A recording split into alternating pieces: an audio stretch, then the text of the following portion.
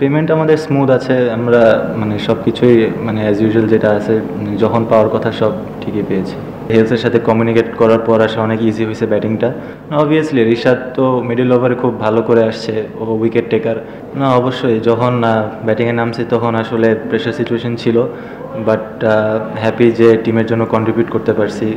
ওই সিচুয়েশনে আসলে হেলসের সাথে কমিউনিকেট করার পর আসলে অনেক ইজি হয়েছে ব্যাটিংটা, বাট আল্লাহর রহমতে আমরা খুব ভালো একটা উইন করছি।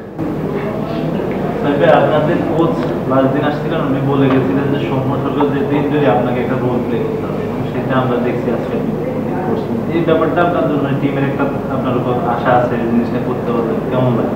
না অবভিয়াসলি আমার মনে হয় শুধু এই ম্যাচে না, আমার মনে হয় জিএসএল থেকেই আসলে আমার উপর ভালো একটা রেসপন্সিবিলিটি ছিল।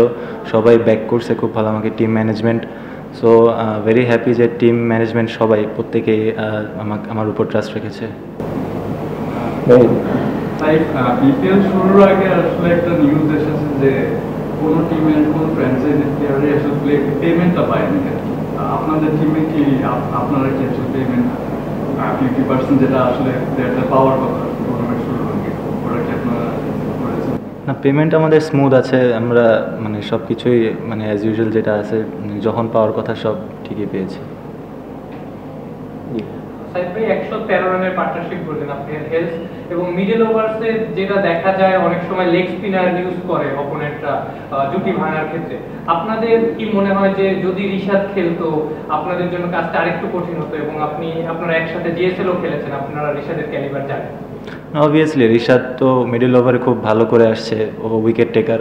জিএসএলও খুব ভালো বোলিং করেছে, বাট এই টিমেও তানভীর ভাই ছিল, উনিও উইকেট টেকার। সো আমরা ওকে আর কি ওরকম হাই রিস্কে যাই নাই, যেহেতু সবচেয়ে ভালো বলার ওই টিমে according to the situation. So আমার মনে হয় আপনি যেটা বললেন রিশাদের কথা, অবভিয়াসলি মিডল ওভারে ও বাংলাদেশের ওয়ান অফ দ্য বেস্ট বলার। সাইড ভিজিবিলিটির কোনো প্রবলেম কি ফেস করছেন? ইন্ডিয়ান্স ফগ এইটা মিলায় বল ফিল্ডাররা দেখাচ্ছে লস্ট হয়ে যাচ্ছে, ভিজিবিলিটি প্রবলেমটা কেমন ছিল আপনার কাছে? কি মনে হচ্ছে যে লো লাইট লাইটের কোনো প্রবলেম ছিল না, বাট ফগ যেহেতু ছিল, আমার মনে হয় বিপিএলে ফার্স্ট কয়েকটা ম্যাচ লাস্ট 2-3 বছর এরকমই ছিল, কিছুটা কুয়াশা থাকার কারণে। সো এটা অ্যাজ এ ক্রিকেটার আমাদের অ্যাডাপ্ট করতেই হবে। ব্যাটিংয়ে প্রবলেম হচ্ছিল ডেন্স ফগের জন্য? না তেমন কোনো প্রবলেম হয়নি ব্যাটিংয়ে। Thank you. Thank you.